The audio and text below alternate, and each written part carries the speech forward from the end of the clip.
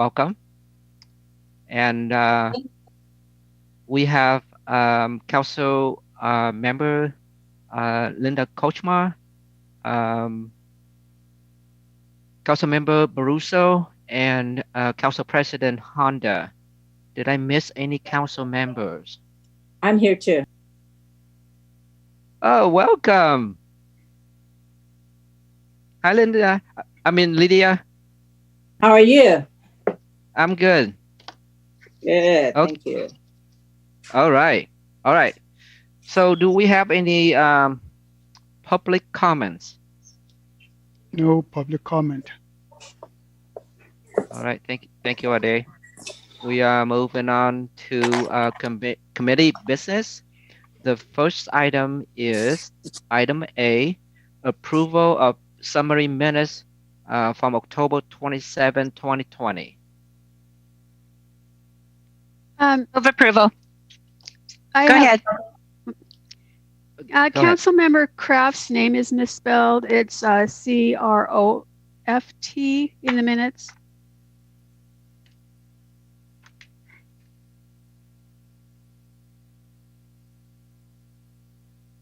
Thank you, Council President Honda.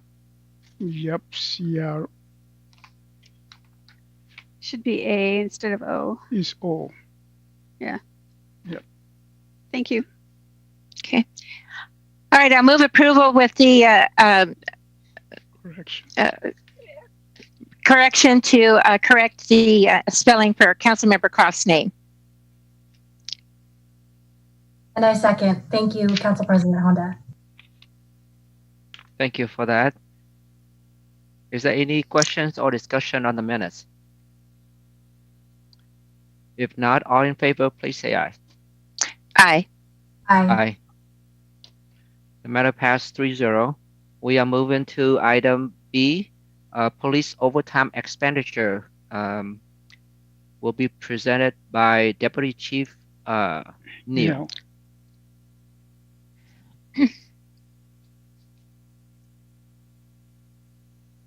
Good evening, committee members. I'm Deputy Chief Neal with the Federal Way Police Department, here to talk about the 2020 overtime budget for the police department.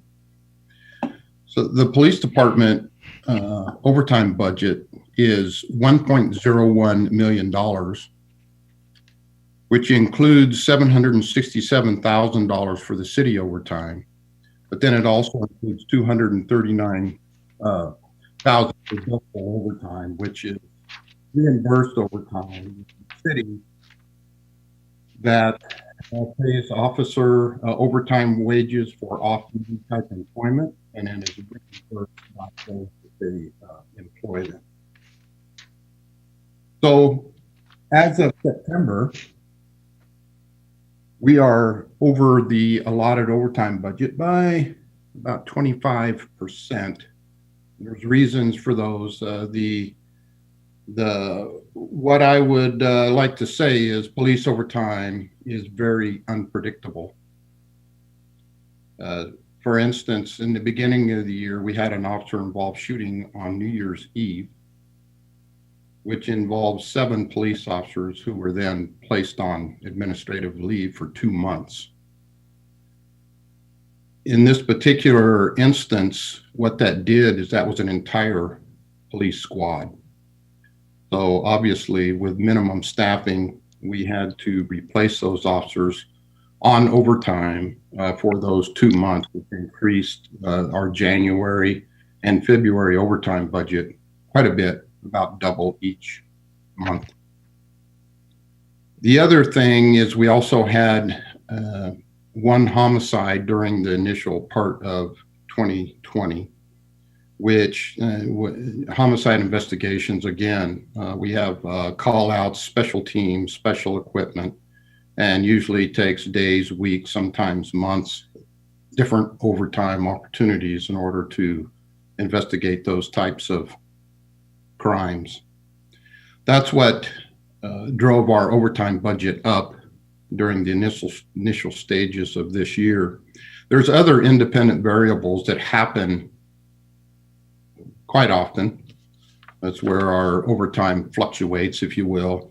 It could be court appearances, which we have officers who might be working graveyard shift who still have to go to court. That's overtime. They have to come in and they still have to provide minimum staffing levels for their shift. Critical incidents, as I say, it doesn't just have to be as serious as a homicide. It can be any number of things that are critical incidents that might necessitate call outs. It could be our traffic unit. It could be an accident where we have to bring our MATE team in to investigate. It can be detectives who have to come in for things other than homicides that are serious events that have to be dealt with immediately. And sometimes it's they're in for a couple of days at a time. All of this requires backfill because the police department, we continue to maintain minimum staffing levels in our patrol divisions in order to provide the service that our community expects. I would be willing to answer any questions that I can for you. Thank you for that report. And personally, I want to thank Chief Wang for sending the very detailed report to council a couple of days ago.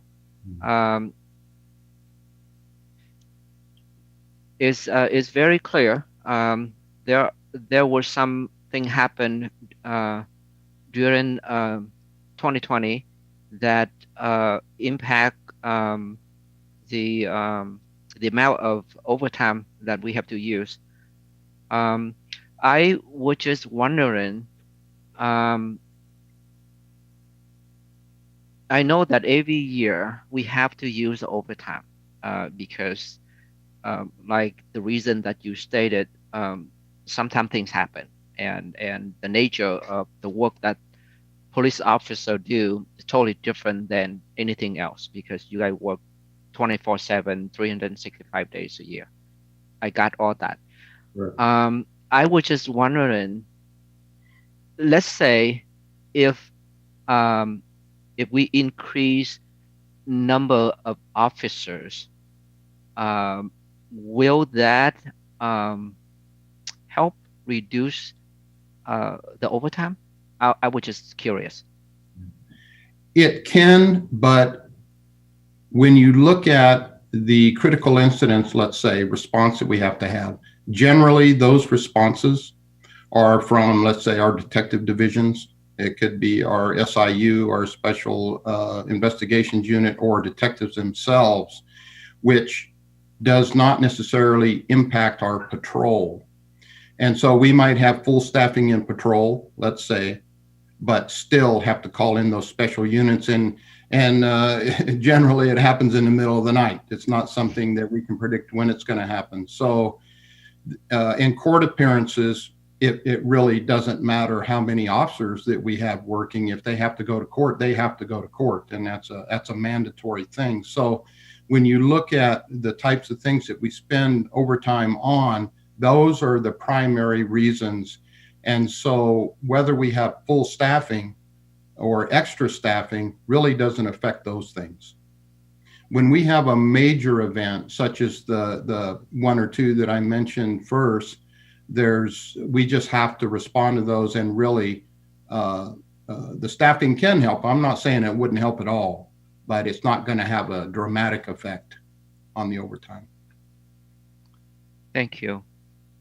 Committee members, do you have any questions or any council members?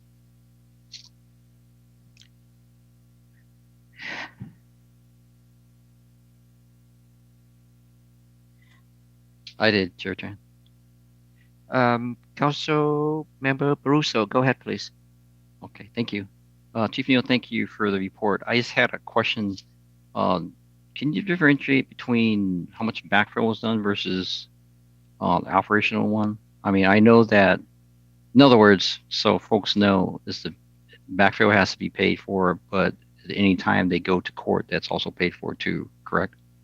That's or any other duties? That's correct. So if an officer, let's take the example of an officer who works nighttime but has to be in court during the day, then they come in, depends on how long they have to be in court because we have mandatory rest periods for officers, but they will come in and get paid overtime for their court appearance and then still go back and work their shift.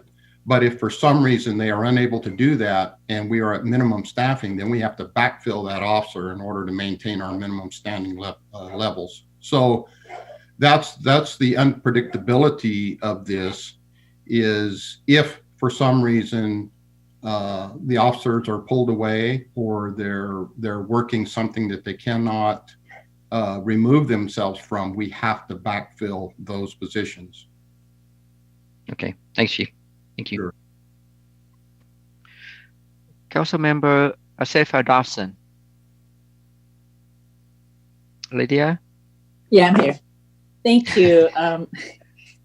Thank you, Deputy Chief. My question is, when you guys have the regional response and go to other cities when there's a call, who covers that cost? And if there's overtime involved, are we still responsible for that? Or is there a regional pool, or is the other city responsible for those payments? No, our agreement, our mutual agreement, if you will, with other departments is we pay our officers. It would have to be some sort of a special grant or something where we're helping, which does not really happen that often. We're usually involved in task forces for that. So if we have to respond to another agency for a mutual aid, we pay those overtime and the officers' wages. Okay, thank you. Oh, and so that means sometimes that could push our officers into overtime, right? Oh, yes, it could. Okay. Sure. All right, thank you.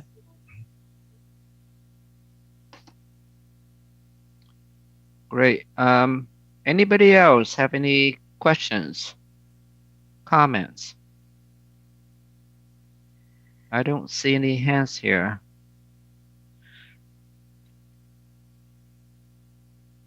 Are we good? All right. Okay. Well, again, Deputy Chief, thank you again for being here today. This is very informative to us to understand the overtime, the budget. So I think we are pretty happy with the report from you and with the report from Chief Wong. So thank you. Well, you're quite welcome. And if I don't see any of you, have a happy Thanksgiving. Be safe. Thank you. Thank you, sir. All right, we are moving on to item C, resolution 2021 fee schedule. Yeah, I have Director E.J. Walsh and Director Brian Davis, and even Deputy Superintendent from the school district to answer any of your questions. So I'll just let the committee, whatever questions you have, ask away, and they will be able to answer your questions.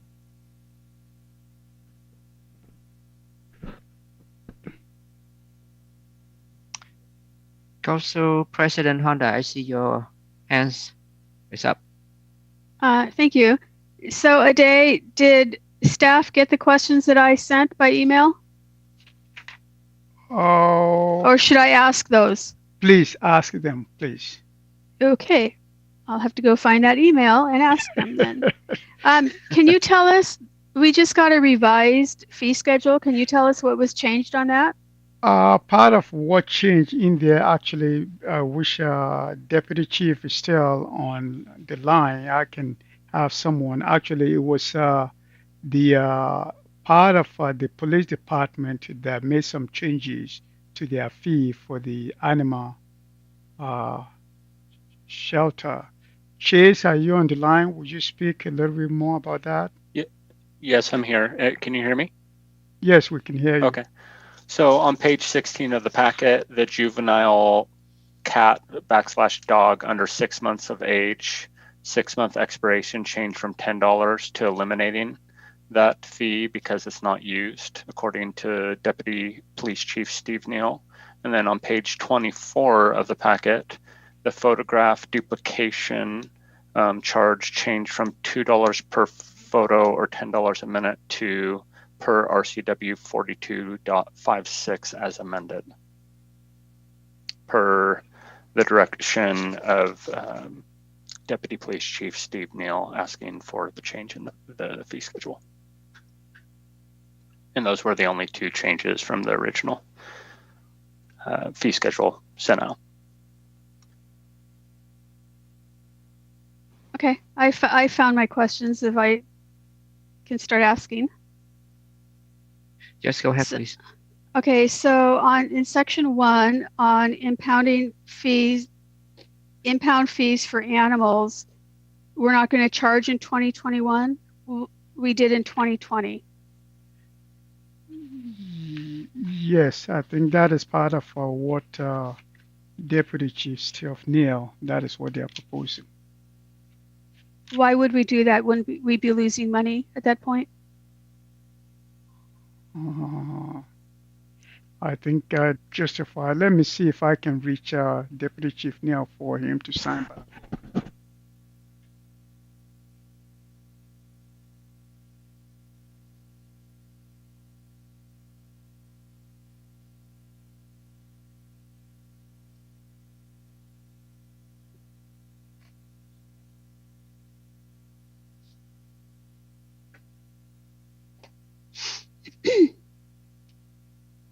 Deputy Chief Neal will be signing shortly.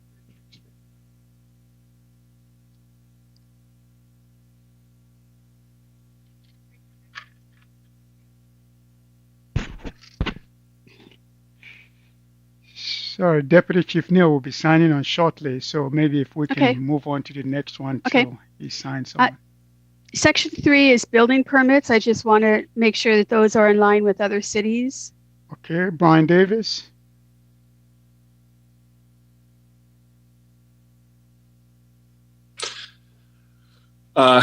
Yes, Council President. So about 2 years ago, we adjusted the fees, our building permit fees, based on where we were at with other cities. And the direction from the council at the time was don't be below average, which is what we found out that we were, but don't be the top either. And so right now we're just above average, but not too far off from the average. Okay. Thank you. Section 4 covers false alarms on security systems. There's a section that has robbery listed and one for burglary, and there's a difference in the cost of the fee. So why would there be a difference?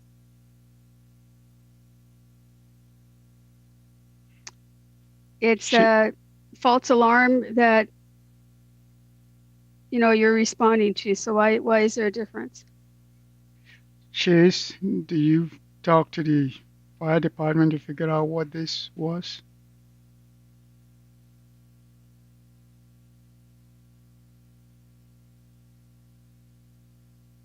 I was just on the phone with Steve Neal. What was the question and what page are we on?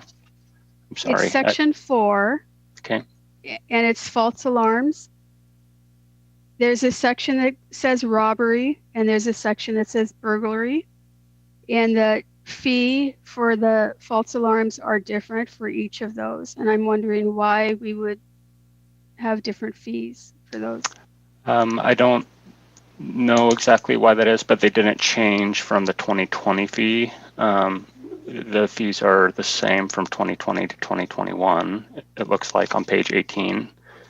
And so we would need to check in with the department that originally set that fee. I don't know how many years that's been that way, but in 2020, the fee was, for example, $50 for the third false alarm. And now it's also $50, so there was no change. But as far as why there is a different fee for different amount, like the third, the fourth, the fifth false alarm, my guess would be that it gets more expensive because they're providing a false alarm. And if they're doing it more, we're charging them more. But I think we'd have to check specifically with that department. So, but my question is, yeah, sorry. My question is, one is for robbery and one is for burglary. And they're two different fees. So my question is, why would we call those out? What is the difference between the two? Do they send more officers out for one? Or it doesn't make any sense to me. And just because we did it before doesn't mean we have to continue to do it if it doesn't make sense or if there's not a reason for it.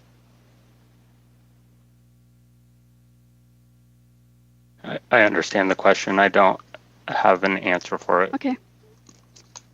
We will table this with, I'm not so sure if Deputy Chief Neal has signed on.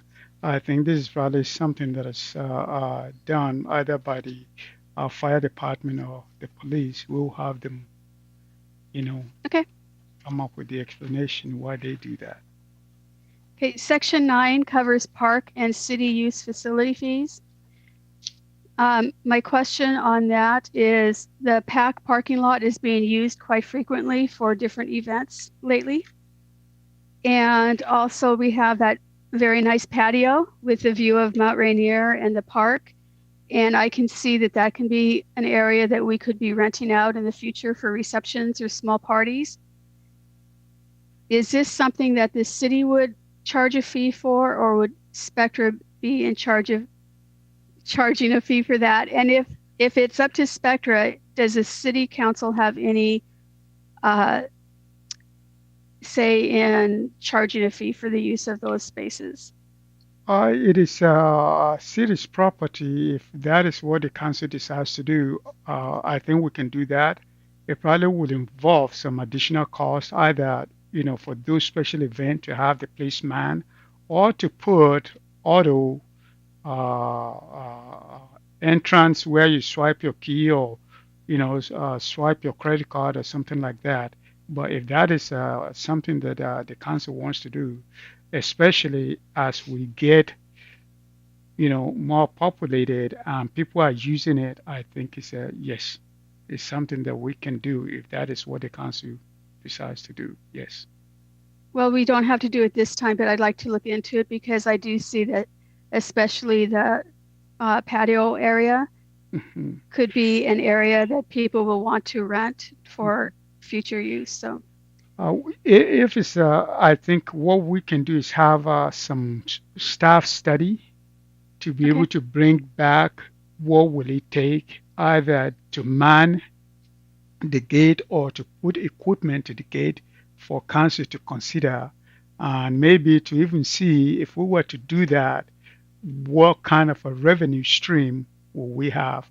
I'll talk to Director Hutton and have him probably come to FEDRAC or to council and share some information with us.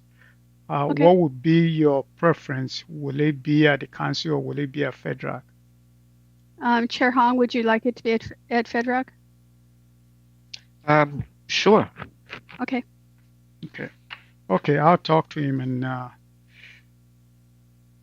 Okay. Section 13 covers impact fees, and I have several questions here. I do like the way that the school impact fees are set up. I think that's awesome, and I hope that it works out better and we get more development because of the way that these fees are set up and that the reduction in the fees. But I have a question on the city center core. There are two ordinances that are listed in reference to these impact fees. One is 14-757, which appears to reduce the school impact fees by 50% in the city center core. I would like to know how long this was intended to be used to reduce those fees and if it's time to change that. Ordinance 95-249 also covers city center core impact fees. And in looking up these ordinances, They are, it looks like they're updated continually, and I could not actually go back to the original ordinance of 2014 and 1995 to see what the original ordinance read.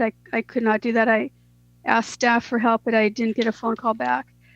So what I'd like to know is what those ordinances were, and if the reduction in the impact fees for the city center core is something that we as a council should be studying again and deciding if it's something that we want to keep or not. Under, in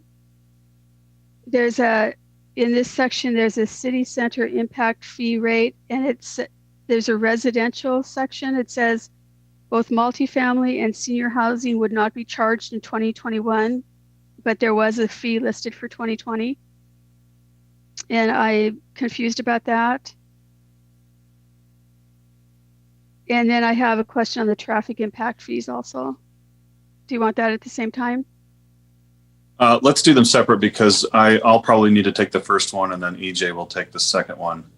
Okay. So the first one about residential and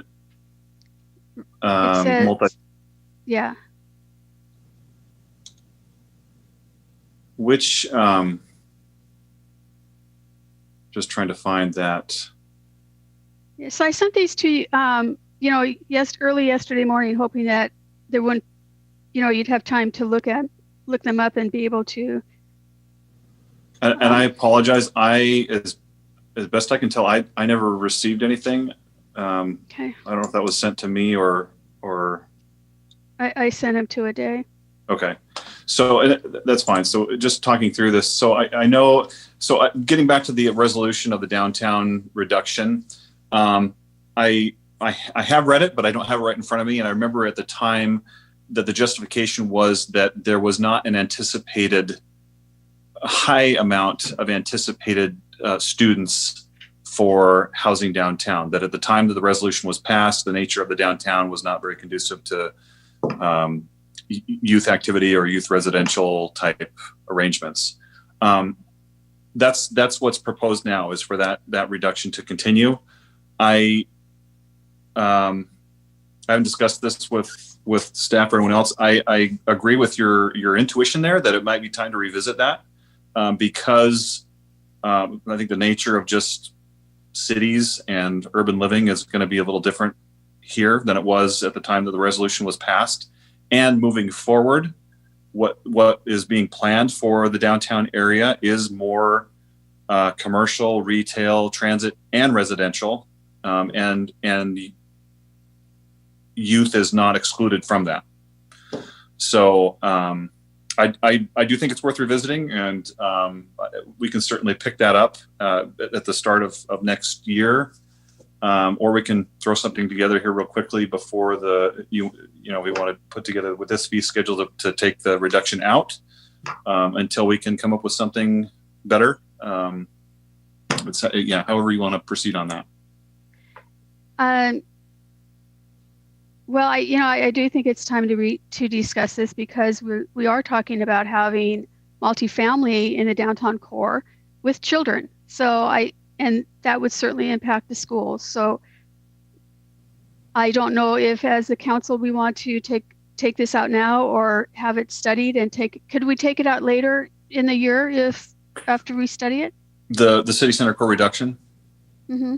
Yeah, we could take it out altogether, or it could be revised based on what we come up with. Or if you wanted to now, you could take it out until we come up with something. So there's a couple different options, I guess.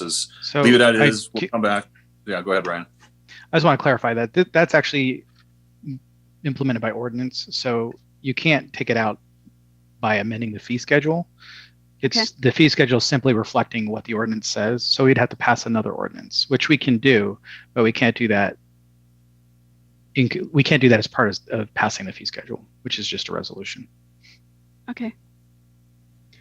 Okay, so I guess as a council, we need to talk about that more. Yeah, we anticipate with the Housing Action Plan, Council President, with the Housing Action Plan, we are hoping to have whether it's an agenda presentation or a work study session for one of the January meetings to go over the housing needs and all things downtown, and we can incorporate this item into that discussion if you want. That would be okay with me. I just think that it's time that we, as a council, discuss this, because when this was written many, many years ago, there was a different plan. You know, there was different ideas of what downtown was going to be, and now that we're coming up to this possibly happening and downtown being developed, we really need to look at this again. Yep. Yeah, we can do that. Okay. I'll incorporate that as part of our January presentation. Okay, thank you. I appreciate that. Deputy Chief Neal is back. Oh, okay. Hi, Deputy Chief. So I had a question on false alarms and the fees for those. Okay. So there's two sections under the false alarms. One is for robbery and one is for burglary, and there are two different fees for false alarms. Why is that? I cannot answer that tonight. I'd have to look at that and get back to you on it, why they are different. It's not something that I know tonight. Okay. I apologize for that. That's okay. Yeah. I can certainly get the answer by tomorrow and send it to you. Okay. And then I had a question on impound fees for animals. Mm-hmm. It doesn't look like we'll be charging for that anymore. Is there a reason for that? Well, that's something that we have never used. We've never used that particular, that's why it was removed from there, taken off. Okay. Sounds good. Okay. Thank you very much. You're welcome. Thank you for coming back. And I'll get back to you on those alarm fees. I'll find out about it. It'd be pretty easy. I just don't have it at my fingertips. Okay. I appreciate that. You're welcome. Thank you. So under traffic impact fees, I had a question, just one question. Okay. Director Walsh will be glad to answer that. So traffic impact fees, motels are charged $3,094 per trip, while hotels are charged $4,886 per trip. Why is that? So the land uses are based on the International Trip Generation Manual, or the ITE manual for short. And this is, if you want to get into the weeds, a pretty technical answer, Council President, which I'm happy to go into offline if you want. But in short, the way trips are classified is the ITE, which is basically a national group of traffic engineers, essentially, goes out and actually does trip generation counts at motels, hotels, and there's actually a lot more classes than what you see on the fee schedule. For like hotel gets broken down many times further, and goes out and classifies the number of trips that come, turning movements, time of day, and a whole bunch of other information for each land use. So then what we do is to build the fee schedule, we use the trip generation curves from those studies that they perform to prorate the base fee according to the land use classification. So that is why you will see even in, there's a lot of examples that motel, hotel is certainly one, different types of warehousing and different types of industrial further down in the fee schedule is another really good example of the same type of thing you're talking about. Mm-hmm. And it ties back to the type of trip generation in the ITE manual and how it gets classified out. So we do have within code, an applicant has the ability to have their own traffic engineer, or assuming that the traffic impact fee second reading occurs at the next council meeting. Could also be a traffic planner to do their own study to generate their own curve for their specific site. And then that base number would be prorated. So the number that they actually pay would be based on their actual site projection, not this. So most of the time they do that study, frankly, for large projects, it's worth their investment to do that study. And the ones that come back to us and tell us, nah, we'd rather use your fee schedule, generally did not get a favorable answer from their engineer. But the ones that come back to us and say, here's the study, and we peer review everything, and it justifies a lower rate, they get charged a lesser rate. but that is the starting point based on the ITE manual. So is there a definition of a motel versus a hotel? There is. I can get them for you. In general, it is about the number of trips. A very basic level, motels, typically the doors are all outdoors with an outdoor hallway, and a hotel has an indoor hallway at a very basic level. But I can tell you the ITE definition is much more technical than that. But if you want those definitions, I'm happy to get them for you. Well, I find it really interesting that there would be such a difference in the fee charged. Yeah, like I said, it gets back to the trips. So, I mean, I don't have the numbers at my fingertips. I'm happy to get them realistically. Okay.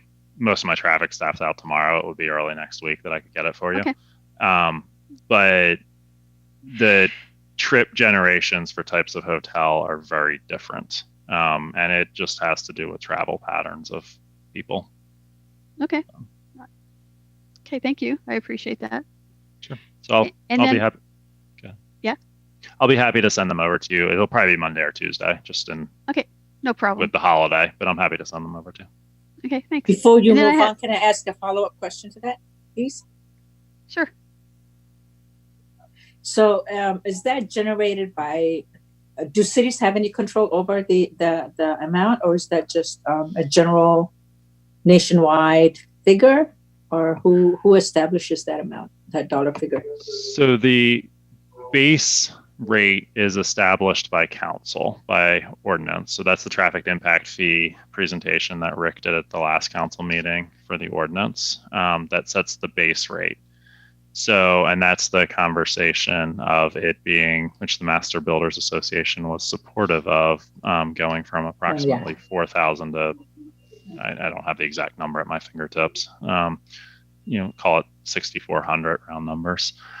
So that number then is used to calculate based on the trip demand for all these individual lines. So council sets that base rate, and then we, under the Washington Administrative Code, are obligated to treat everyone equitably and fairly, and no matter what their land use is.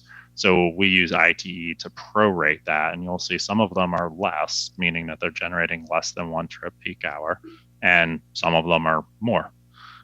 So we use that with the ITE curve equation to actually determine rate per land use, which is what you're seeing on the fee schedule. So that is predetermined by? The multiplier is predetermined by ITE. Okay. The base rate is set by council. So it's a little bit of both. Well, some eggs in both baskets. Okay, got it. Thank you so much. Okay, and so then my last question is on section 16, which is a tech fee is charged to Parks and Rec fees and business licenses, $1 per transaction over $10, if I understand that right. I know I remember when we did this, but I'm just wondering how much this brings in per year. And since we've changed our business licenses to the state, are we still charging this on those business licenses? Chase, do you want to speak to that?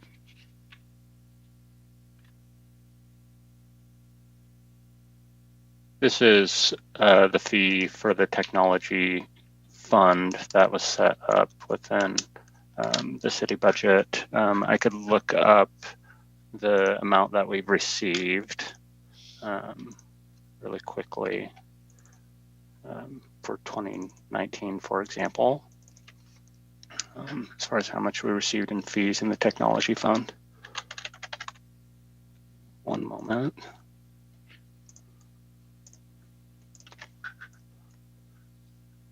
You could send that out to us later if you wanted. I was just interested, but are we still charging this on the business licenses? Yes, we are. What is actually that is for is to be able to replace the equipment that is being used in the city, and also we charge technology fees also for the community development, also to be able to replace their software and for public works. And we created that special revenue actually, I think last year or 2 years ago, so that we're not diluting that money with the general fund or whatever, so that it is there, and when the time comes you will not have to try to take money from another source to replace it. Okay. And So through those are my October, questions. Yeah, sorry. excuse me. And through October, we had received $129,258 this year in automation fees in the 121 technology fund. Okay. Thank you very much. Those are my questions. Thank you for allowing me to ask them. I know I took up a lot of time. Thank you. Thank you, Just Council President. the committee, based on so many questions, we can delay the approval of these fees, whatever the choice of the committee is. But part of the decision that I'm hoping the committee will make tonight is whether you want to meet in December or not. So if you were to delay it and we're not meeting in December, so then that means it will not be approved until January.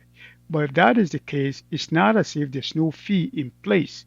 So, and I don't foresee too much loss in January, but I just want to put that out for you to evaluate as part of your decision process. Thank you, Ade, for that information, and thank you, Council President Honda, for those great questions.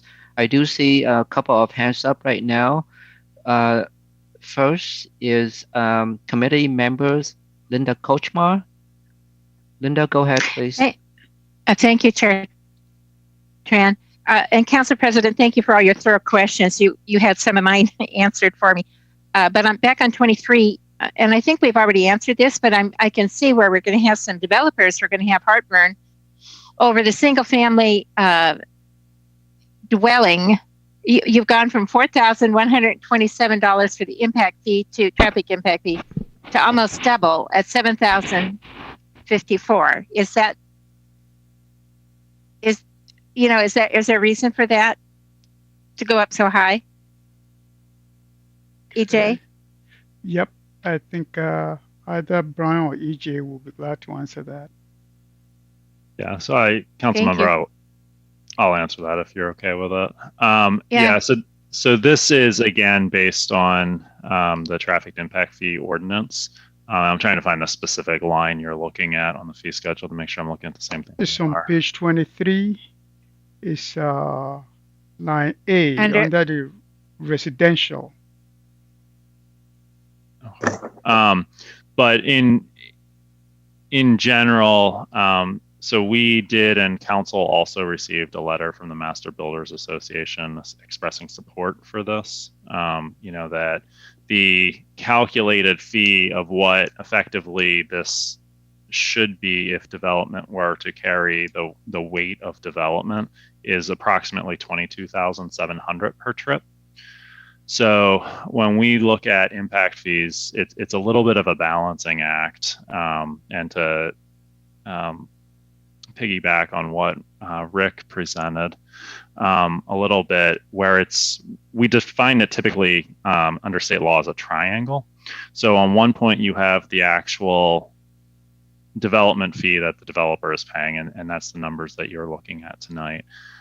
On a second point of the triangle is safety and efficiency of the transportation network, which is basically congestion, traffic, and with traffic there's an inverse relationship to the safety of the network.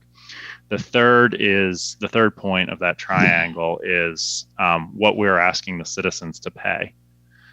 So anytime when we have development, there's an impact. The computed cost of that impact per trip is for a house is about $22,700. So for every new house, that's the realized cost to the city per house between now and 2040. So it's a little bit of a balancing act of anything that development doesn't pay either means a reduction in safety of the traffic network, or we're asking the existing tax base to make up that difference. So how this number came to be was in 2009, the last time this was updated, it was the direction of council to set that number at 28% of the maximum, which at the time was the 4,000 number. So what we've done is we have after discussion with LUTC and discussion with the mayor and discussion with our consultant, we used the same rationale that council had previously recommended in 2009 and kept it at 28% of that 22.7 number. So that's how that number came to be. We did hear from a number of developers. A number of them were frankly very supportive, that they full well recognized that the cost of development was 22.7, and that we were only charging them this number. So they were, I'm not gonna say happy to pay, but you know, they did recognize that the city would have every right to charge a higher number. Okay, thank you, EJ. Sure. Thank you, Chair Tran. Thank you. I see committee member Kraft. Go ahead.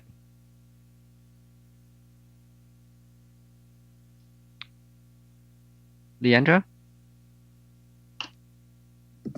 Sorry. Thank you, Chair Tran, and thank you, Council Member Kochmar. You took the first question out of my mouth, so I'm glad that you asked that one. Director Walsh, I am looking at the same section that Councilmember Kochmar was looking at. It's section 13 underneath the traffic impact fee. I'm looking at section C under land use for commercial. Can you explain the increase from the assisted living nursing home per bed? It goes from $718 to about $2,736. I'm wondering why that is a substantial increase. So sure. So good eye. I mean, is that the same answer that you gave for the last one? No, actually, it's not. But so good eye. It is tied to that direct base number. But this one, and there is one other one. I'm drawing a blank on which one it is. I want to say it's the espresso with drive-through. The ITE trip manual, when that was updated, and that's been updated 5 times since this was originally adopted in 2009 with the fee schedules, the multiplier actually changed. So as they've updated the studies, they found that the number of trips coming from those 2 land uses have actually changed over time. So it's in changing the multiplier to make it more accurately reflect existing conditions, it does have a larger change, because not only are you changing that base fee, or those are the 2 where the multiplier actually changed as well. Most of the other ones, the multiplier stayed constant. But that, like I said, that's based on the ITE underlying data. Okay, thank you so much. I appreciate that. And I have Councilmember Safa Dawson. Please go ahead. Thank you. And I'm not trying to put Councilmember Kraft on the spot, but when Council President Honda was asking about burglary versus robbery, I thought you had a comment to make, or maybe you have an answer? Yes, and well, I thank you for that, Councilmember Safa Dawson. I obviously don't know how the staff is going to answer this question. I can only say from a legal perspective, the difference between a burglary and a robbery is that a robbery occurs when the victim and the suspect are present. So my assumption is that there could potentially be a higher fee for a robbery occurring because maybe there needs to be more staff present. However, that's just an assumption I'm making. I also, on top of Council President Honda's question, would like to know how our staff is able to classify crimes prior to getting on scene.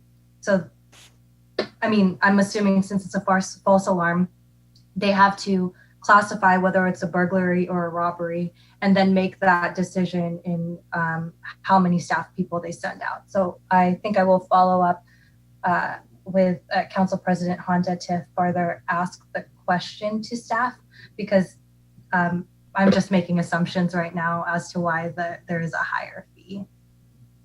Thank you. And I could add to that too. It is a lot of assumption. I think this is very old, but I suspect it has to do with if the business is open or not. So that's the bottom line. If it's after hours, they're probably calling a burglary. If it's during working hours, it's a robbery, if I had to guess. Thank you.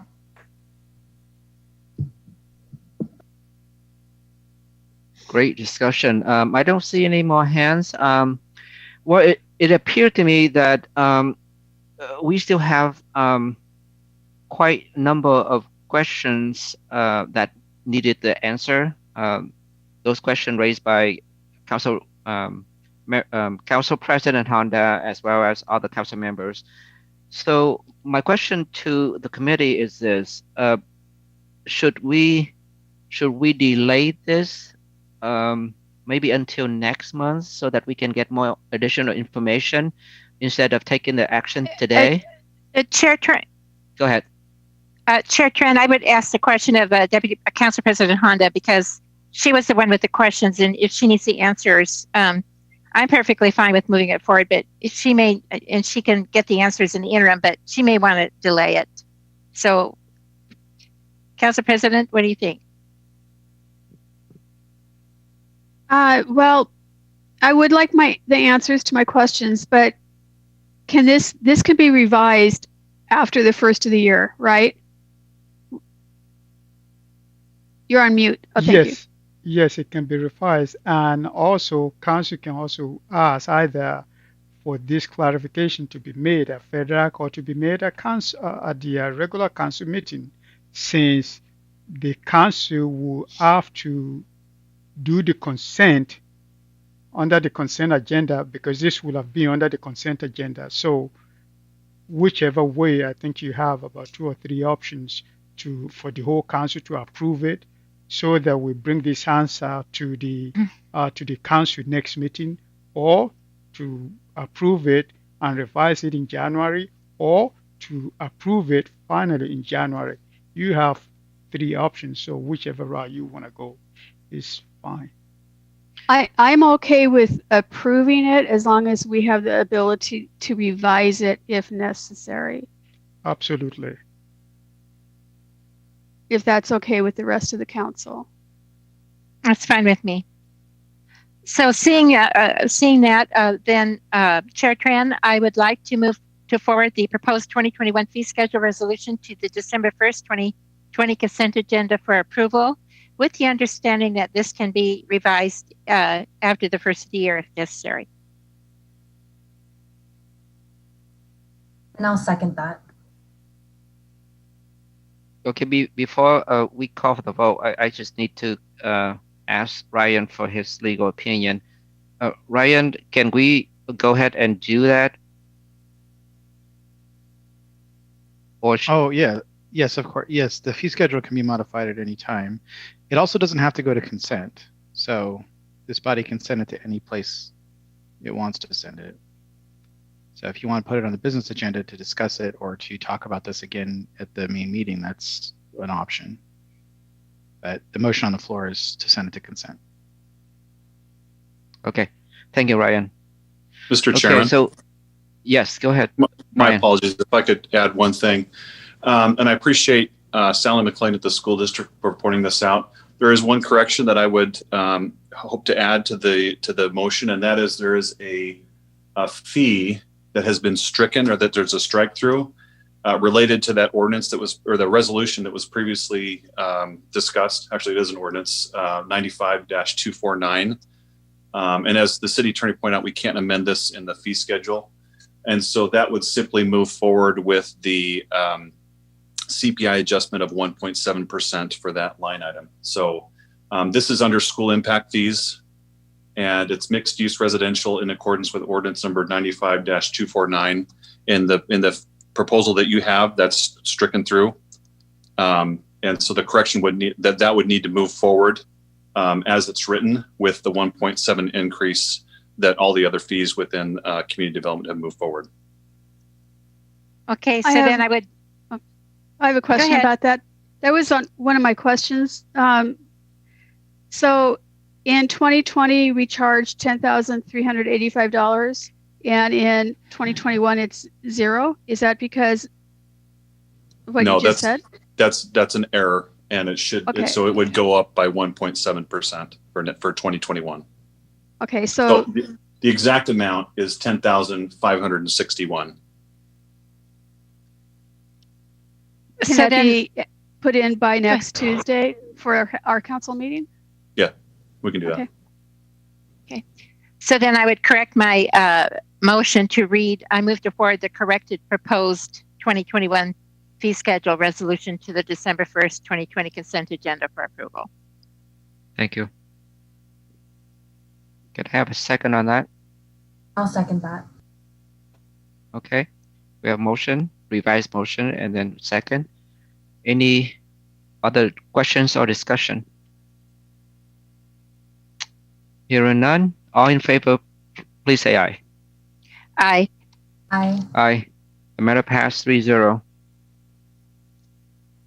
We are moving on to item D, vouchers for October 2020.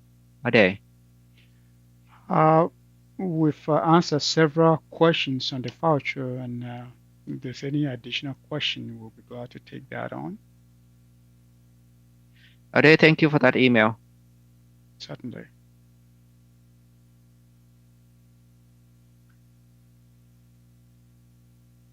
Community members, council members, any more questions? Hearing none. Thank you, Chair Tran. I move to forward the vouchers to the December 1st, 2020 consent agenda for approval. I'll second that. Thank you. We have a motion and we have a second. Is there any discussions? Hearing none. All in favor, please say aye. Aye. Aye. The matter passed 3-0. We are moving on to item E, monthly financial report, October 2020. Ade. I will try to do what we did last time, sharing the screen, and we will see how that goes. Can we all see my screen?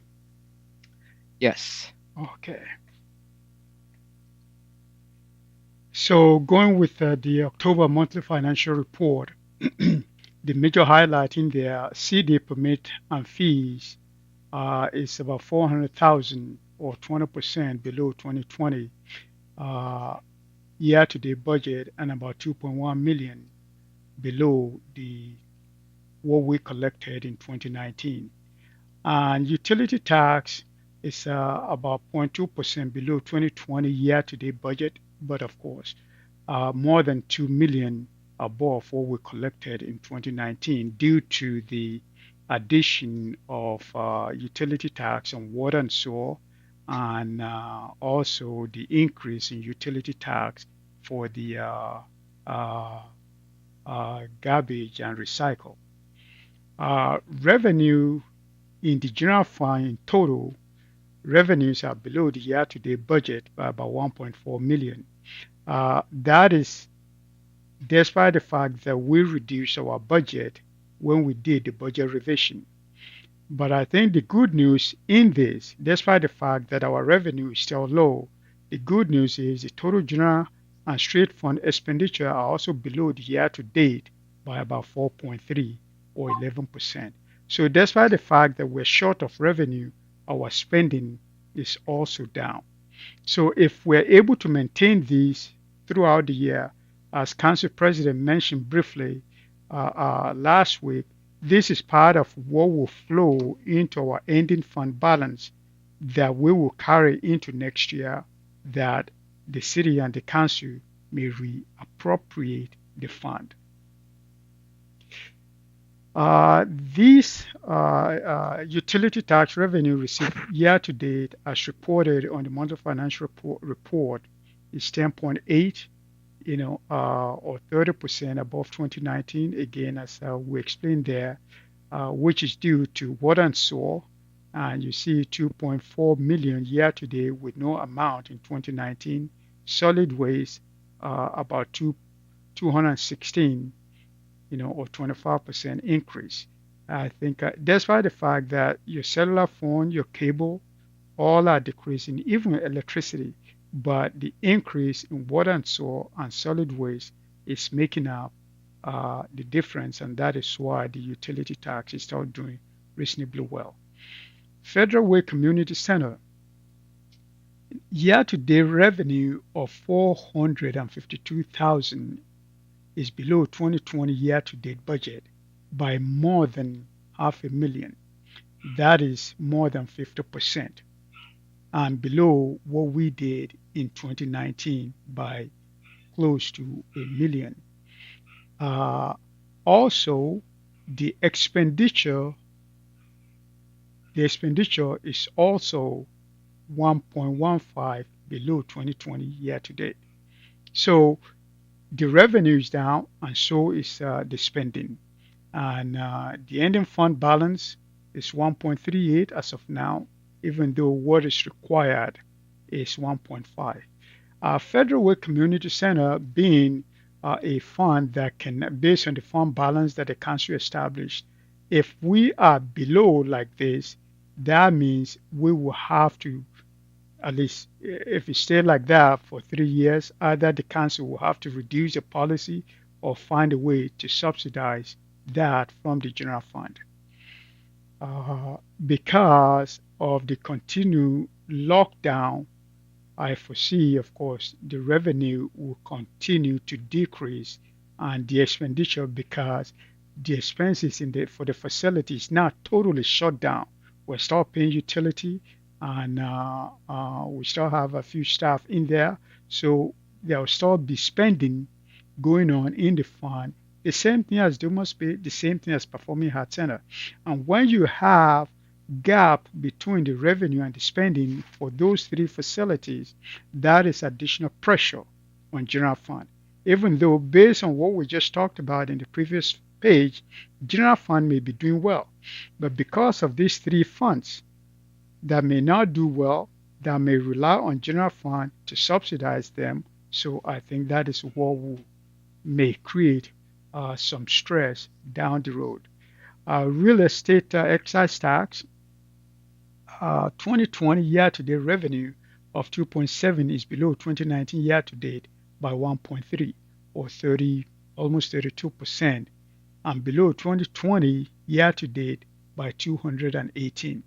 Again, that is also one of the revenue that was revised during the budget amendment early this year, and we expect that real estate transaction will significantly slow down.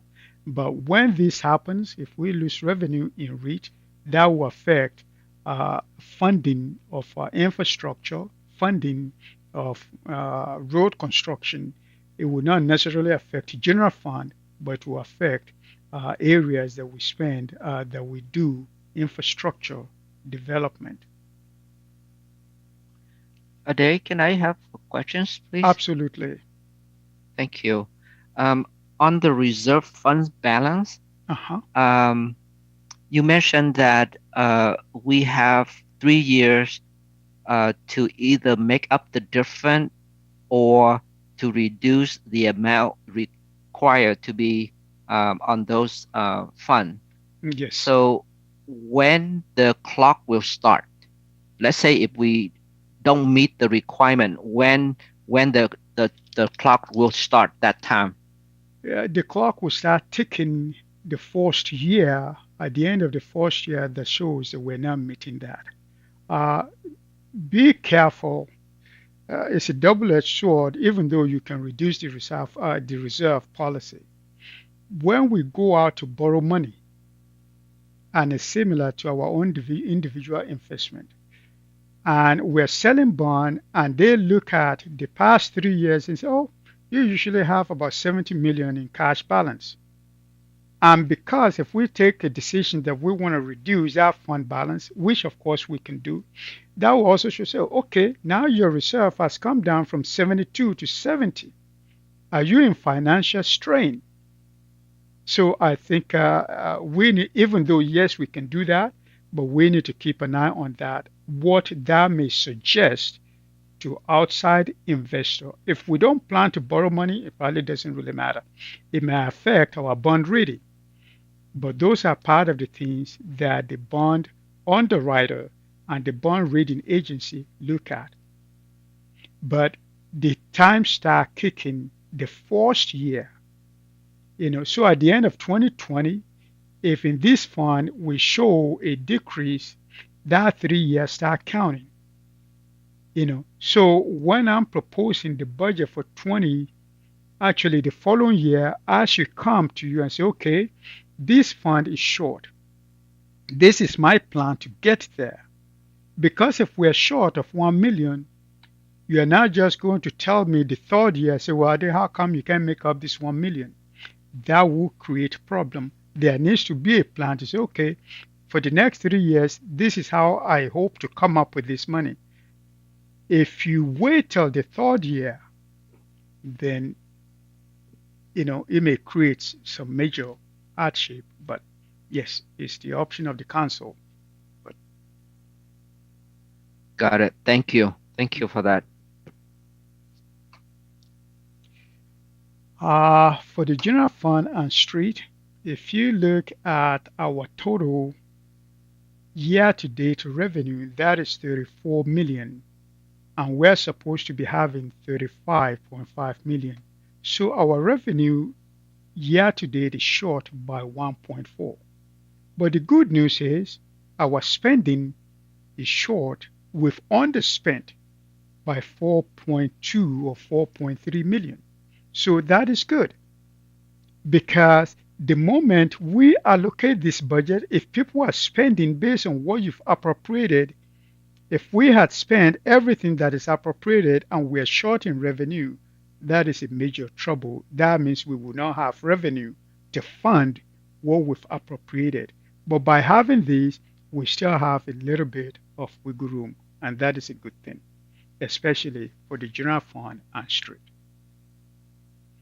The other funds outside of the general fund, like utility and all of that, here is what that looks like also.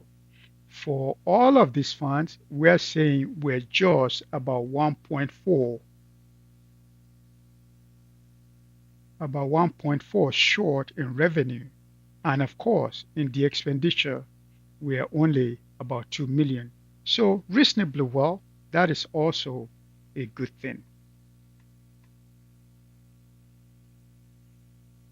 Our sales tax, again, keep in mind, we reduced our sales tax revenue when we did budget adjustment, but we are doing better than the adjusted, the revised revenue. So that is good. And I think, as Council President Honda pointed out last week, I think even though we may not have the mall and all of the regular retail restaurant sales tax coming in, I think because we have Walmart, we have Costco, we have Home Depot, Lowe's doing well, and also with Sound Transit. I think as part of my explanation regarding Sound Transit, when they acquire any of these items that is delivered to the location within the city limit, the sales tax for those items will accrue to the city. So I think the construction of the Sound Transit within the city will help us while they do construction. Yes, did we lose business that they took out in order to do the construction? Yes. But while they are doing the construction, and I think I did a presentation probably about 3-4 years ago, stating that the sales tax that we get from them will actually exceed the laws in sales tax due to the closing of those businesses. I was hoping at that time that we will have excess revenue, but nonetheless, it's not coming in the perfect time that is helping us, and that is part of what is accounting for this difference.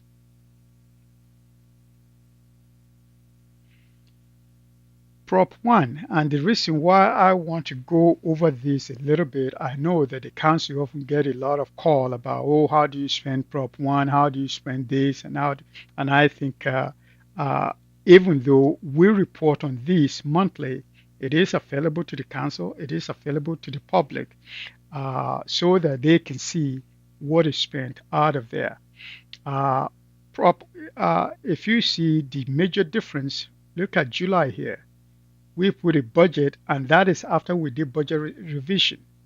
Last year, we collected about 181,000, 182,000, but we budgeted 536 in 2020, and we made 540.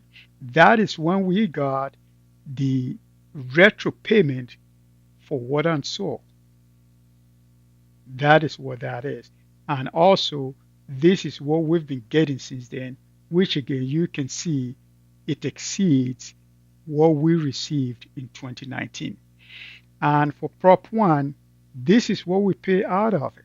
So again, I know the citizens often come after the council, oh, you're not spending enough on police or whatever. This is here every month. This is what we pay. Police service includes one record specialist, 16 police officers, and 2 lieutenants. And that is what we pay so far. For the court services, again, based on when the proposition was passed, those are the items that were listed. We're also paying court service, which includes zero point 0.5 for the judge salary, 1 court clerk, and pro tem pay, public defender contract, and 1.5 prosecutor. So that is what we're spending in there. Community safety, we also have 1 code enforcement officer, 0.5 assistant city attorney, and 1 park maintenance worker, and worker 1 and security. So that is how that money is spent. And so far this year, we've collected into Prop 1 2.4 million. So, which is a good thing. And this is what we've spent so far.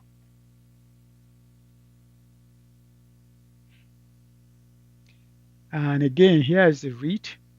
This is what we have in the budget, 2.9 million. This is what we've collected year to date, 2.7. So we're short a little bit.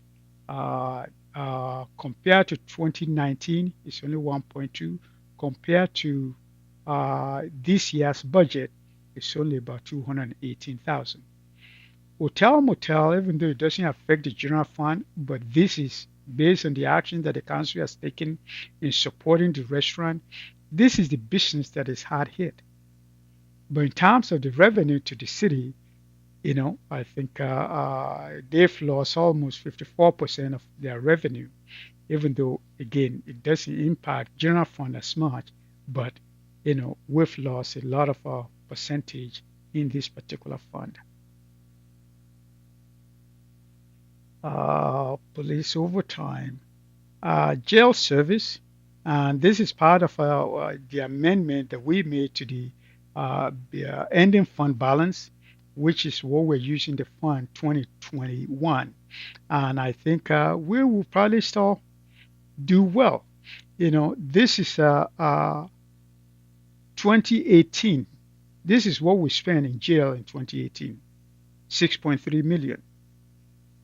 In 2019, when we were still with SCORE, 5.8 million, with a total, actually, if we look at what we're paying for the debt service, a total of 6.8.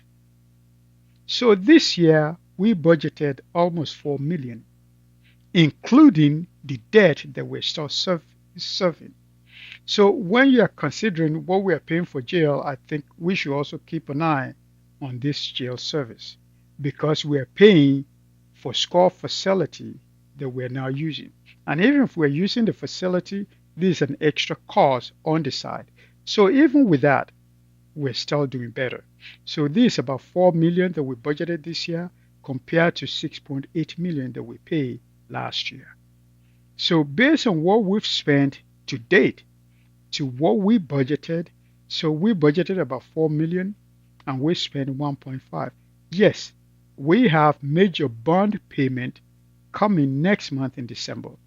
And that is what is in this 700,000 difference between, because we pay our interest twice a year and the principal once a year. That is why you have 700,000 difference between these two. So that will come out of this. And but with that, we're still doing very, very well. Traffic Safety Fund pays for, again, this is another fund that the council often get a great deal of questions from the public. So that is part of why I want to spend some time on it. Traffic Safety Fund pays for 1 lieutenant, 8 police officers, 3 city traffic positions, municipal court security services, red light photo services, Valley-Com emergency communication services, school zone enhancement capital project. Some of the, like the school zone, we fund it as the project becomes available, but the critical part are the positions that are paid out of it because those are ongoing. Based on where we are now, if you look at this net, that is the amount that we actually get after we cover the salary or the cost plus the payment that we made to the company that processed the penalties. So this is a payment to the company that processed the penalty, payment to ATS. This is our own salary cost. So for so many months this year, you can see negative, negative, negative, negative. That means the amount that we're bringing in per month is less than what we're spending per month. So if that continues, that means we're spending from our fund balance. But the good news about the traffic safety is if we have excess in there, it stays in there. Yes, we can transfer money into it, but you cannot necessarily transfer money out of there. So that is where we are, and that will be one fund that I think we need to keep an eye on. If you compare where we were last year, as of now, we've accumulated net revenue of over $1 million. This year to date, as of the end of October, we actually have accumulated negative cash of 57,000. So that means a net difference of about 1.1 million.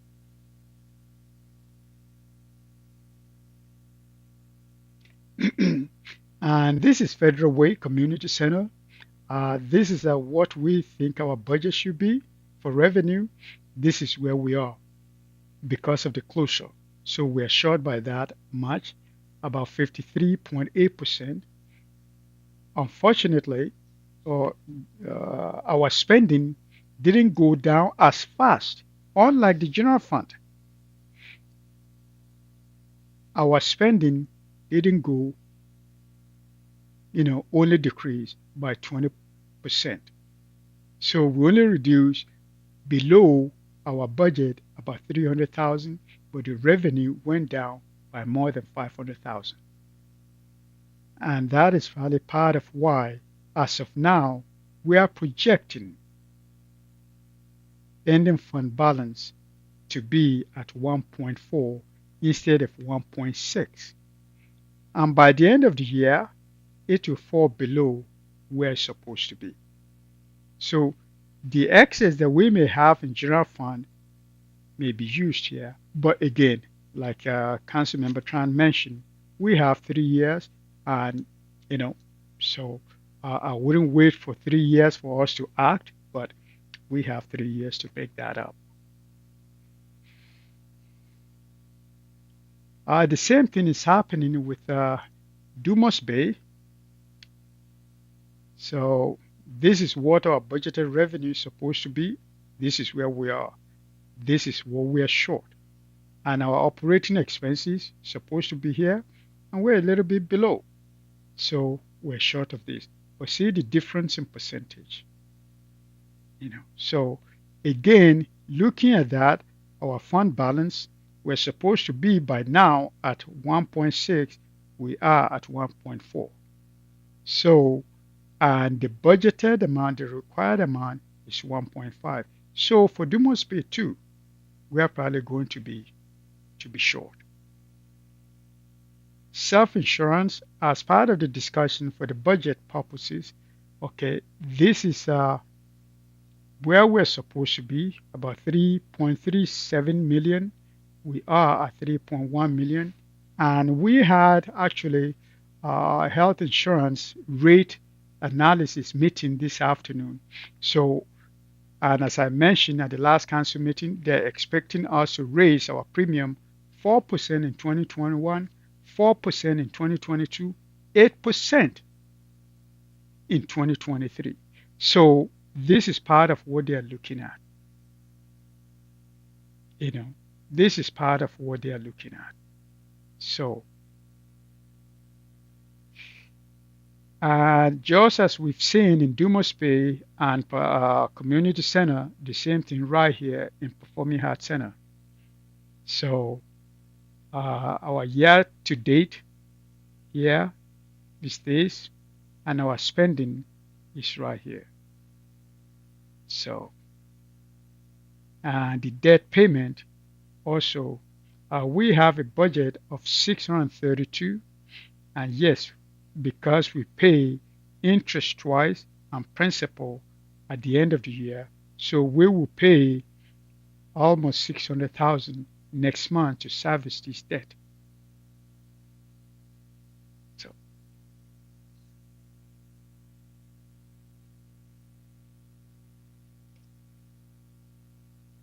as we discussed last month, general fund balance is up because of property tax. If you notice, September, August, actually it was about, I think August or September was about 7 million, which was way below where we're supposed to be. But because of the property tax revenue that came in October, that is why we are high now. So we are above where we're supposed to be, but remember, it's a cash flow management. So we'll start spending more in November, December, and that fund balance will start going down. And some of that is projected to carry us into 2021, where we will spend some of it before May property tax. As I mentioned in a Federal Way Community Center, this is where we're supposed to be. This is where we are. Traffic safety, 1.2 million. This is where we are. REIT, this is where we're supposed to be. This is where we are. CDBG has a negative 146 because usually it's a grant money. We usually spend it and get and ask for reimbursement. So that is why this is negative. We will bill CDBG and that will be made whole. The same thing right here at the bottom for Dumas Bay. Supposed to be 1.5 million. We are at 1.48 now. Unemployment supposed to be 250, and we were higher than this when we started out the year. We're now 212 because of COVID-19. So, but other than that, I think we're doing well. Any question? Great, Ade. Thank you for that presentation. I do see a couple of hands now. Council President Honda, please go ahead. Thank you, Chair. Ade, the cellular phone tax revenues have been going down. Do you know why that's happening? Is that nationwide or specifically just for Federal Way? Have you seen a trend in that? Which revenue? Cellular phones. Cellular phone. Oh, yeah. Actually, yes. Actually, even talking to some of my colleagues here in the state, if we are transient community, it will keep on falling.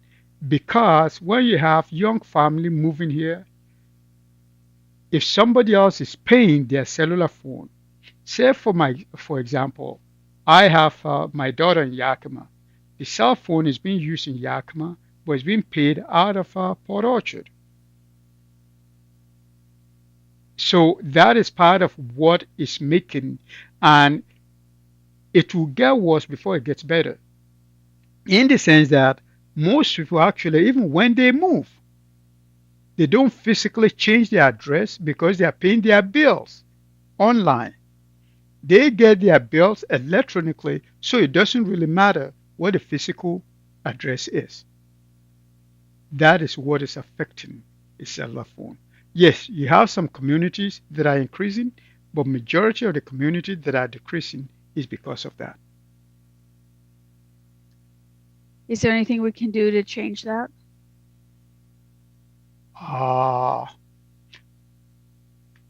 Other than making law that people pay from where they live, which is going to be a hard sell. True. Okay.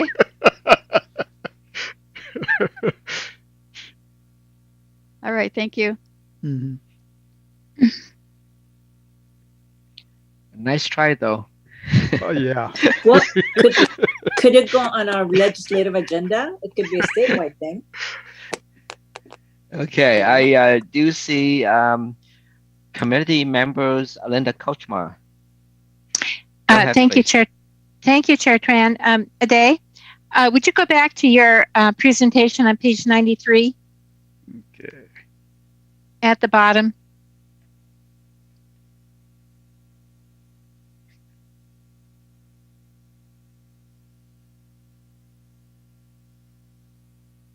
Okay.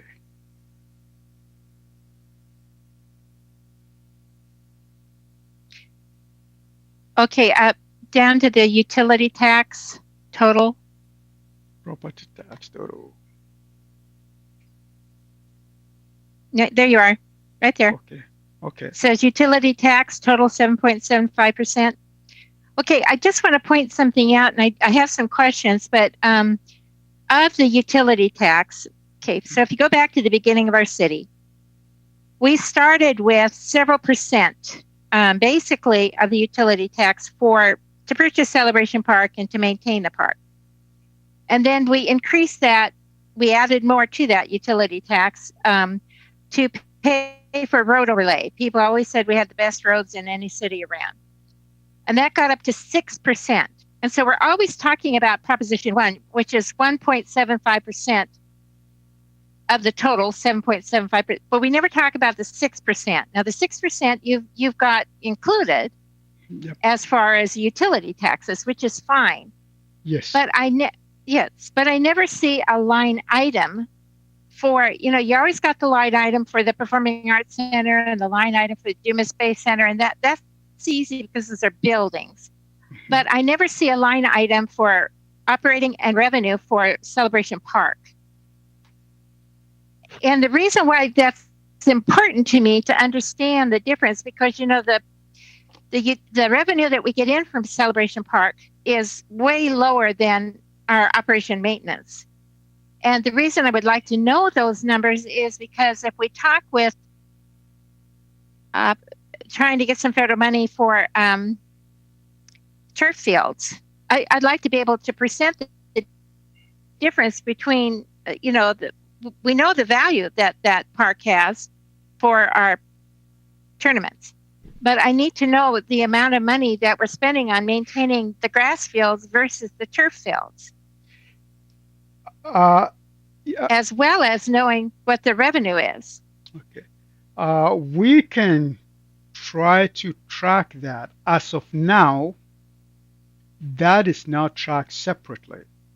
And I'll talk to, if that is something that the council wants, either we can create a separate fund for it, like you said, just as we did with Dumas Bay or Community Center. So what we spend on Celebration Park by itself, either that fund can stand alone. I will talk to John and see how we can do that. Okay. If that is something that is okay. And thank you if that's possible. And thank you. And the reason for that is we need to understand, because our citizens pay utility tax. Yes. But if they're not using the park because it's being used for tournament play, for which we're not receiving adequate revenue, we have a problem. So it's just something we need to recognize Okay. and try to resolve the problem. But the other issue is that I would like to have separately, not necessarily now, but I'd like to have a matrix or a table that shows me what our outstanding bonds are, our total outstanding bonds, interest rate, and when they're callable. And I haven't seen that for quite a while. Yeah, actually, that is reported annually in our financial report. If you want to see that as this part of Okay. a monthly report, it will be stagnant because hardly do they change Yeah, that that's okay. often. If it's yearly, and I've been on the council now for a year, I haven't seen it yet. I'm just wondering when we will It see is it. on the CAFA, yes, it's in the CAFA. In the what? In the annual financial CAFRA? report that is audited, yes. Is there And any way you can send that to me absolutely, it's also on the or web present page. it to I the? will do that. Okay, thank you. I appreciate that. I can get you both. I think we gave all the council member a book, and I can send you an electronic copy too. I'll do that. Yeah, just tell me where to find it. That's good. Okay, thank you. Thank you, Chair Tran. You're welcome. Council President Honda, do you have additional questions? No, I thought I was taking my hand down, but I must have been putting it up again. I'm sorry. I owe you 15 cents or 5 cents or whatever. Well, since I don't drink soda, maybe I should use that money to buy my Hawaii shirts. Only if you take me so I can see my daughter and grandchildren. Sure. Okay. All right. I don't see any hands. Does anybody have any additional questions for Ade?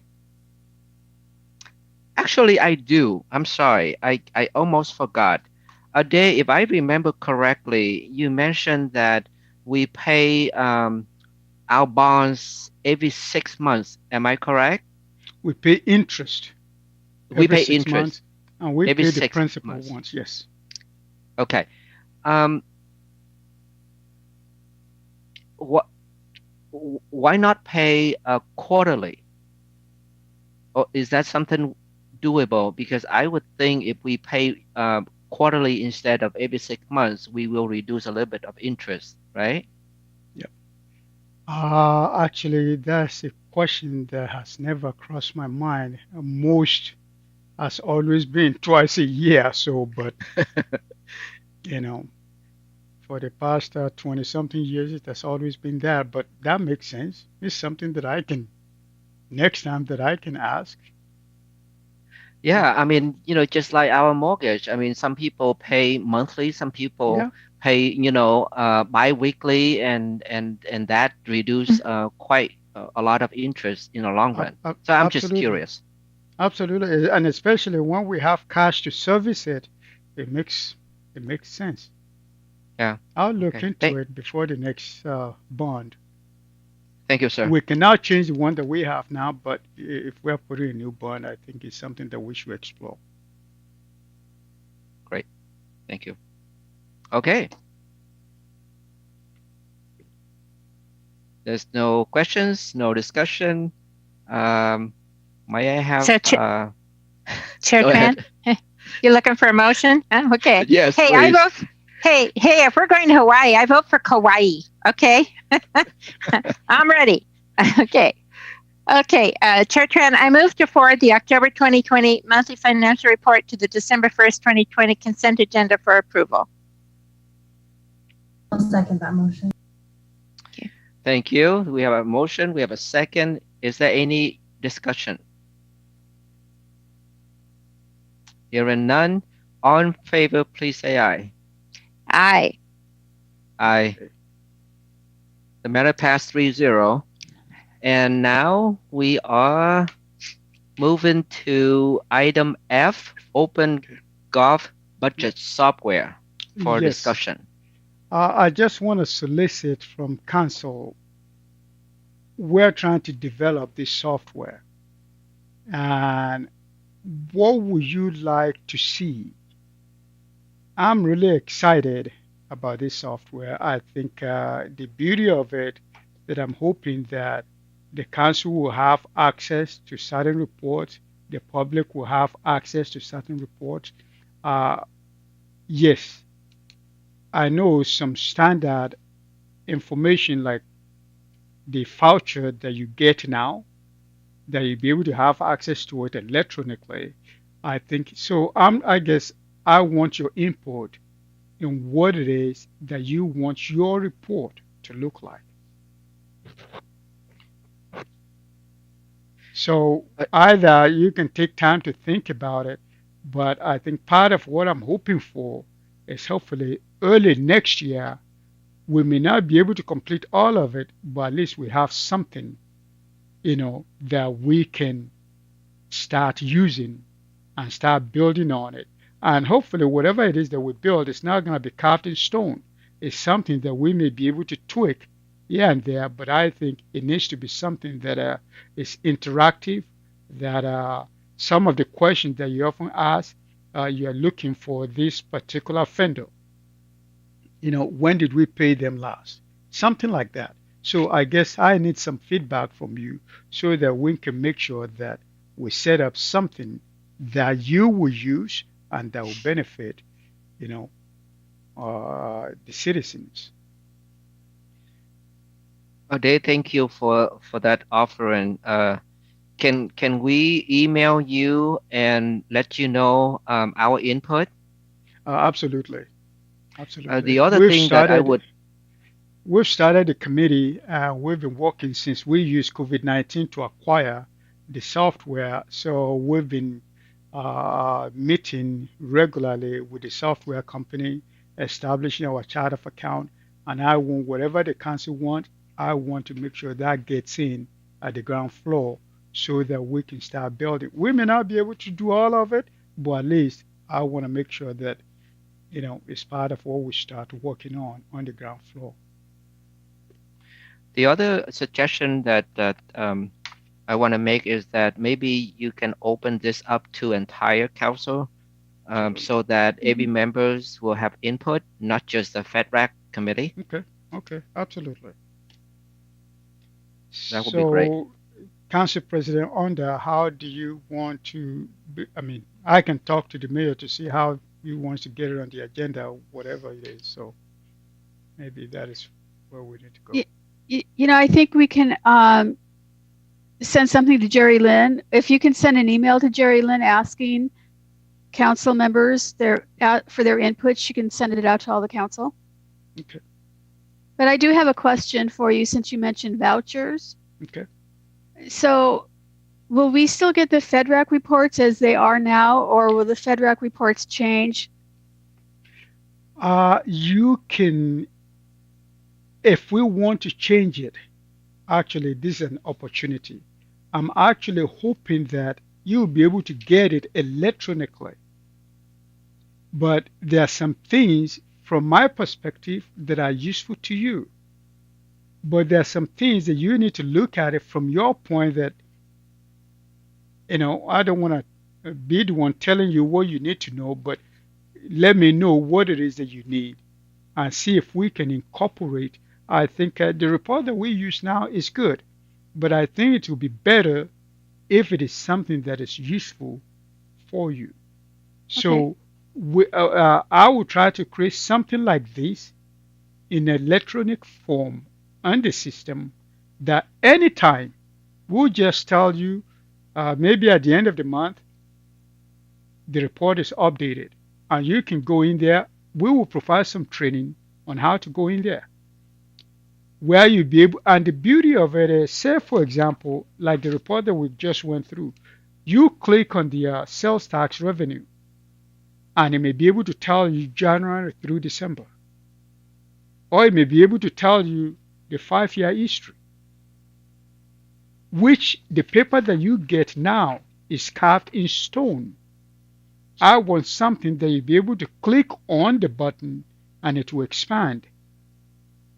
We show in the detailed report or the total, I think like Councilmember Koshman is saying, you look at due must pay. I say salary 200,000. Oh, okay. What does that mean? You click on that 200,000, it can expand and tell you what we charge in there in February, what we charge there in December, whatever. You click on the benefit section. Say, oh, this is what they pay in retirement. Oh, this is what they pay for in lieu of Social Security. Oh, this is what they pay in the health insurance as part of the benefit. So that is what I'm hoping for, that it will help expand and give you access to more detailed information. I'm hoping not to overpower you, but at the same token, empower you to drill down if you so desire to do that. So another question then. So are the vouchers, let's just go with vouchers. Are they updated on throughout the month, or would they just be updated once a month for us to look at? Actually, that is part of what you want to, if that is what, the purpose of me bringing these is to get some input from you. If you want it, we pay bills probably twice a month or so. So it's not done weekly. For the COVID-19, we've been issuing checks almost every week. So I can set up the voucher to, because the way the report will be, we will be updating the file pretty much weekly. We can set it up. You go there, it will tell you what is in there for the month of November. We can set it up that way. So, and that is again part of why I'm trying to, whichever way that you want, at least I can go back to this company and say, well, this is what I want.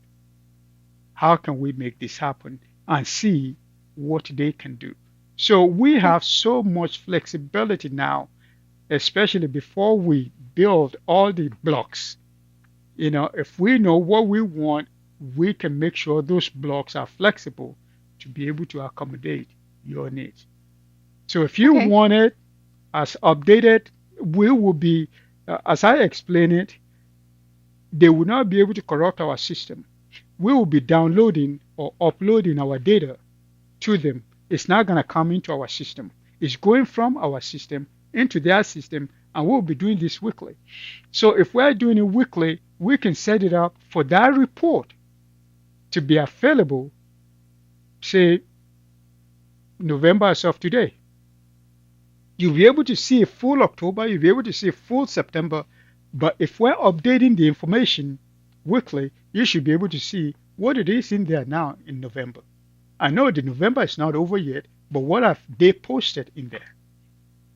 Okay, that might make it easier for council members to follow the vouchers, because when we get them, there's so many to look at, and there's so Absolutely. it takes a while to go through.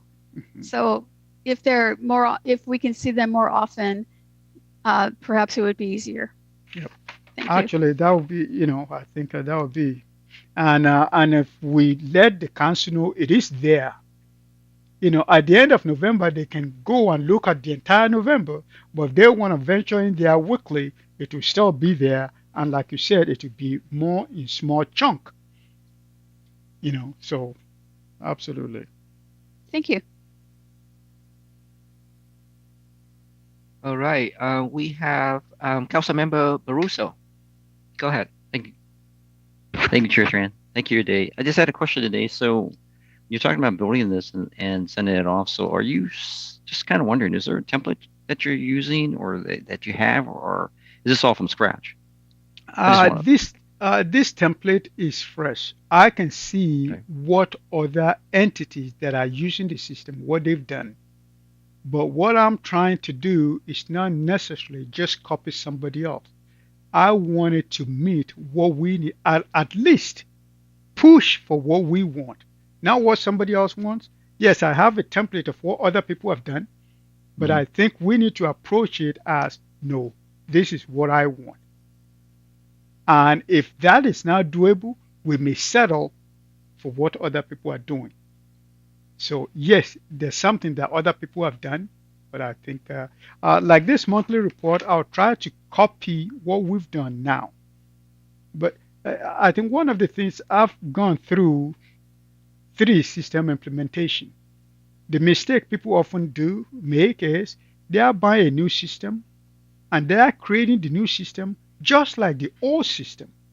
And they are wondering why things don't work because you just bought a new Ferrari and you want it to run like a Pinto. I mean, what is the purpose? You might as well stay with your Pinto. So, Dating so yourself a I, day.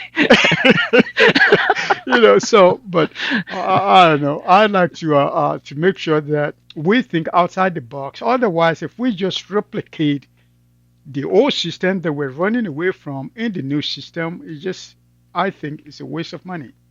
So sorry. Okay. No, I got it. I just want to kind of get an idea, of what I was looking for or what I want to send you, just to make sure, that it's something feasible and sustainable that's going to happen, and that it can happen, right? Basically, that's what I was looking for. But thank When you. we talk to them and they say you cannot, I'll get back to you. But I want to tell them no. Let's figure out how to do this first. Not just take whatever they give us. Yep. Let's tell them what we need. Sounds good. Thank you. Ade, Yes, since sir. Councilmember Kraft is so young, she may not understand what Pinto look like. I know what a Pinto is. My older cousin has one. Let me just say, those are those little cars. All But right. Sorry I did. about my lousy joke. No, Google it, that's though. fine. She can Google it. Thank you for asking what we want out of the OpenGov software. I do think it's worth probably having a discussion with the full council, but I will say right now that I think that if there is a way we can make, obviously I'm sure you want this as well, but something very user friendly, and to be able to have a search bar, so that when I'm looking at the FedRAC packets, they're all on PDFs, right? And yeah, you Yep. can put the hyperlinks and everything on it, but because of the nature of that, it is a PDF and the vouchers are scanned in one way. When you search the vouchers, then you're not necessarily going to be able to pick up everything. And so what I would hope is that the site is interactive and easy enough to use where you can just you could use a search bar that's pretty much like Google, and it'll be able to, like if I entered office supplies, I would be able to see every single voucher that came up or for this past month, and it would be able to categorize it based on dates. That is so helpful for any sort of search engine or any interactive website right now, because people have gotten a lot more lazy on how they search for items. It's true. There used to be an art of how to Google things or how to search, but looking at proper wording, but that's not necessarily the case anymore. People just want the information pretty fast. So however we can make the site user friendly for people who aren't tech savvy, that's something that I would prefer. And I'm sure I have more commentary, but that's the first thing that came to mind. Yeah. So thank you for soliciting. Actually, if the committee wants, either I can go to somebody's site at some other point and walk you through to see how somebody else has used it, or even have them, because based on what I have seen, you go to some degree just like your report looks like. You click and say, okay, I want the police department. You click police, and it gives you, do you want monthly? Do you want annually? Do you want whatever? And you say, okay, I want monthly, and you click that, and it gives you total salary, total benefit. You say, no, I want the detail of supplies, and you click on the supplies, and it shows you office supply, janitorial supplies, blah blah blah. So it will be really engaging. Based on what I have seen, that is why I'm really so excited. It will be written in pure, simple language where you're just clicking, clicking, clicking. So if the committee wants, either I can do that demo because I've been a couple of their website, or I can have them to come and show what it would look like. Maybe that may help you to think about what you want. Yeah, I think so. I mean, that is the different OpenGov sites. Do you think that you could also send us the link to a few of the municipalities that you like so that we could see what those are? I'm all for a demonstration if you want to do that, but I'm happy to also look at some of the sites that you think are the best as well. Okay. Do you think you could send those out, please? Okay, absolutely. Thank you. Great. Councilmember Sefa Dawson, please. Lydia? I'm sorry, the mute button wasn't working for me. What I would like to see is if there's a way to have the how I always talk about buckets, Ade, and it would be the revenue that coincides with the expense.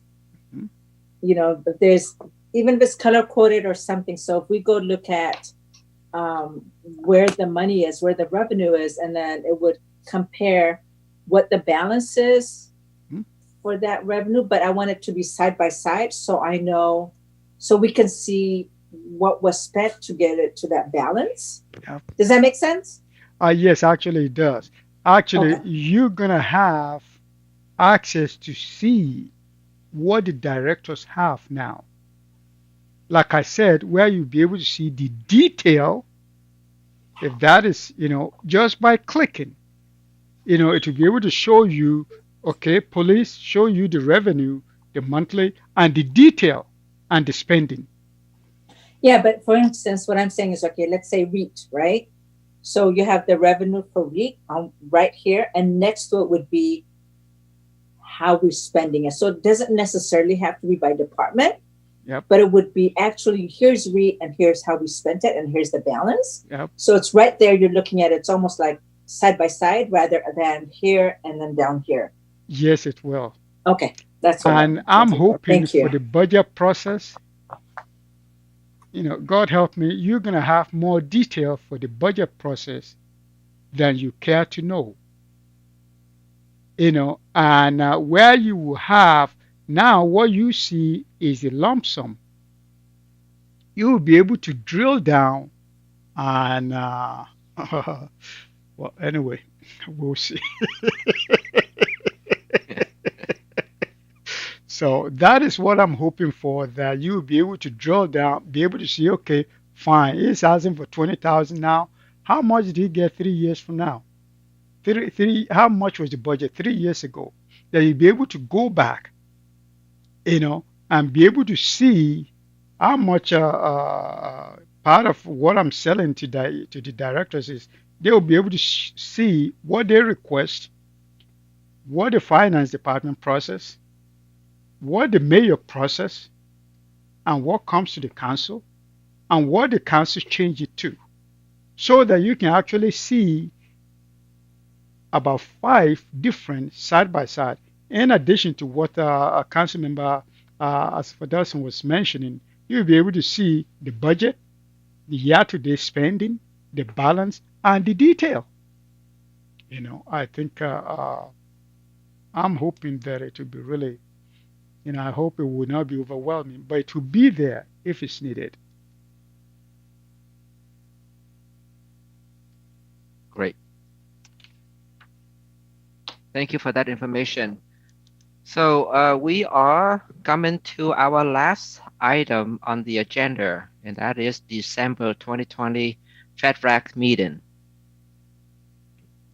So Ade? I think in the past we've skipped December, but so if you are going to skip it, you need to make that call at this meeting. So, but in the past, and the meeting will be Tuesday before Christmas. So I think part of the reason why we've now have meeting, because people are traveling, and also the council meeting. There's no council meeting for the second meeting in December either. So that allows people to travel out of town. So Yeah, I would suggest that we skip the meeting so that council member and staff can spend time with their family. Like you mentioned today, some people do travel.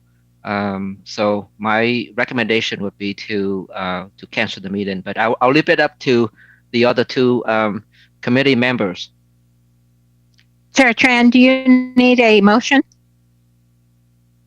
That would be good. That would be great. Okay. So, Leandra, you okay? You want to make a motion, or what would you like? I move to. I'm happy to move to cancel the December 2020 Bedrock meeting. And I'll second that. Okay. I'm gonna just go ahead and ask. All in favor, please say aye. Aye. Aye. Aye. All right. So that's conclude our meeting.